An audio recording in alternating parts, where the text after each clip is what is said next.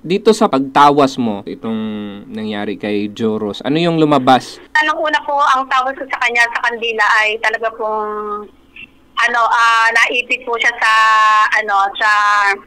sa ilalim ng tubig, doon nga sa kumuha sa kanya, nakataas po yung dalawang paa niya kaya hindi siya makalis. Pero yung pangyayari po, ayoko pong ilabas sana sa social media. Hindi po talagang maliligo po si Joros kung hindi may nagtulak po talaga. At may kasabwat po na isang babae. So tinulak siya.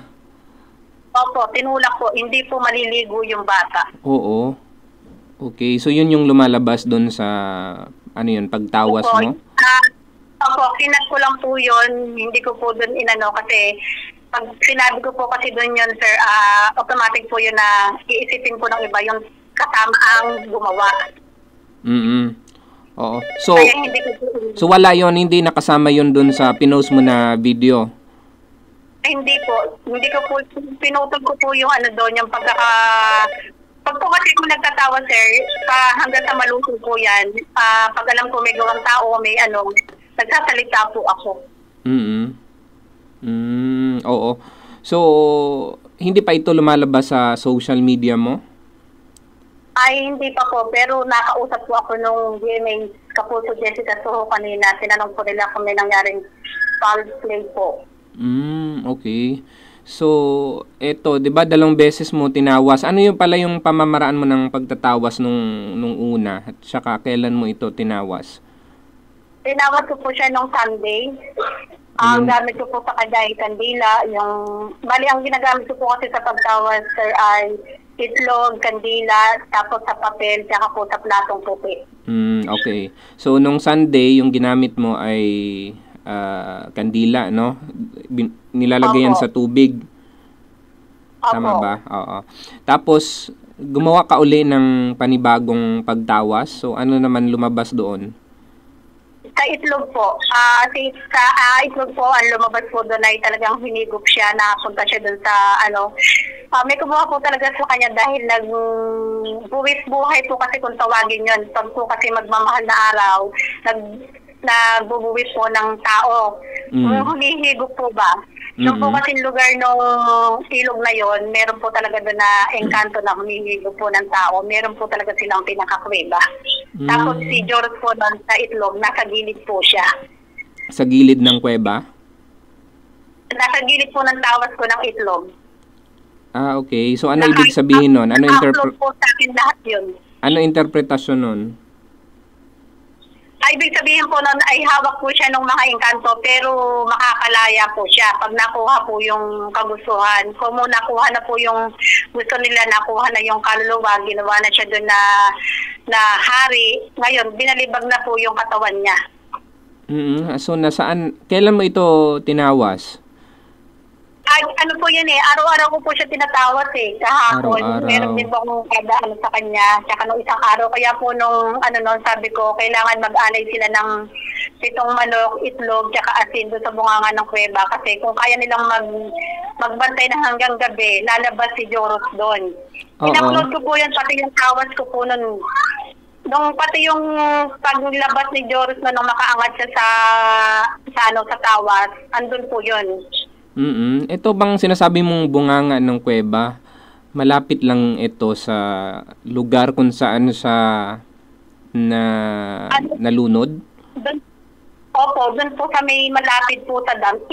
In-upload ko po yun kasi may hiningan po ako dyan na video na tiga-aklan ng ilog po Kasi marami nga po sa akin na natulungan ko daw. Sabi ko, kailangan ko ako makakuha ng video ng ilog kasi malayo ako. Meron pong nagbigay sa akin. Kaya doon ko po yung nakita na andun po talaga siya. Doon siya. So malapit siya sa dam? Opo, malapit po doon sa dam. Okay. So sabi mo, nirelease na siya, pinakawalan na siya? Opo, pinakawalan na po siya. Kahapon, ang tawag ko sa kanya, nung 13 po, nung 14 na po 14 araw na po siyang nawawala kinamagahan. Kita na rin po sa tawas na malinis na nagmamakaawa siya, nanghingi siya ng tulong para siya makuha.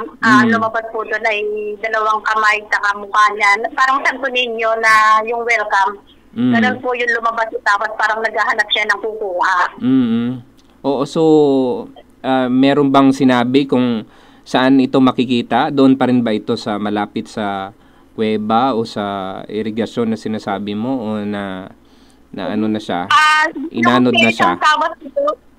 Yung sa isang tawad ko po sa kanya, inanod na po talaga siya.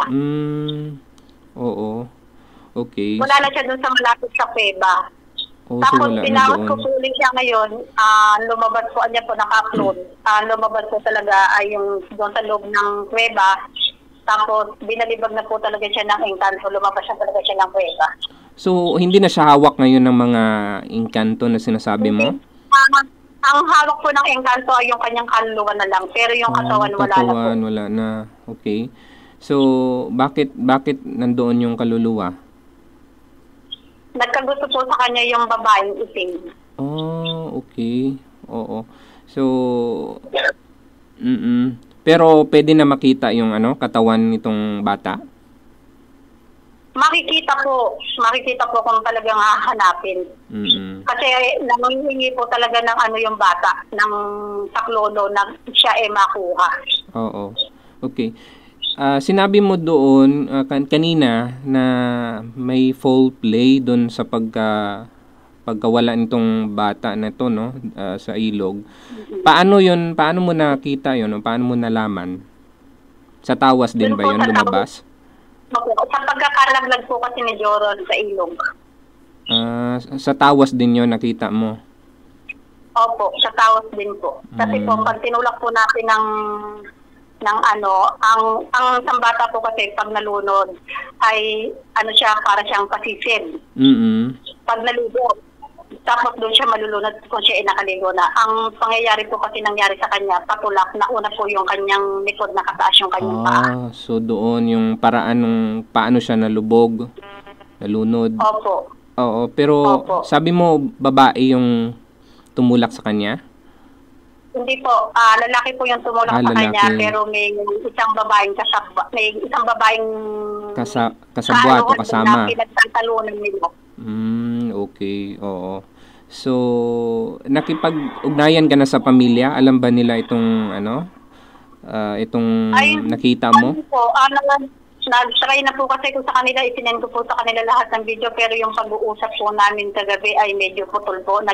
May tumawag po sa kanya kaya nagpares na po kami na wala sa pagkakausap.